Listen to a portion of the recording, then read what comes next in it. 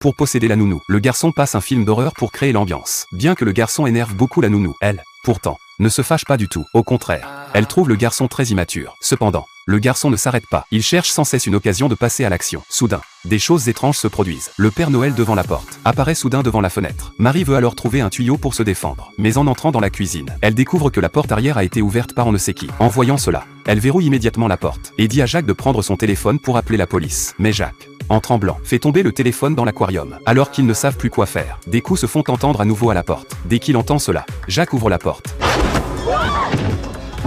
Il s'avère que c'est l'ami de Jacques, René, qui leur fait peur, alors qu'ils viennent à peine de se détendre. Un bruit de verre brisé retentit à l'étage. Avec prudence, ils montent voir. Ils découvrent du verre brisé par terre et une brique. Sur la brique, on peut lire « Celui qui part meurt ». À ce moment-là, une lumière blanche entre par la porte. Effrayés, les compagnons prennent la fuite. Marie s'enfuit aussi avec Jacques. Il se précipite pour se cacher dans une armoire. Jacques déclenche accidentellement un jouet sonore. L'homme en noir ne tarde pas à les retrouver. Pendant qu'il cherche, Marie trouve le masque familier. Soudain, elle a une idée. Elle sort de l'armoire en criant le nom de René. Et en effet, elle avait bien deviné. Sous le masque, c'est bien René. Marie comprend alors tout. Jacques avait demandé à son ami de se faire passer pour un braqueur, pour pouvoir jouer au héros devant la belle. En comprenant, elle insulte Jacques, se moque de lui, disant que c'est un enfant qui fantasme trop, et quitte la pièce. Furieuse, elle veut prévenir les parents de Jacques, mais cela met Jacques en colère. Il frappe directement Marie.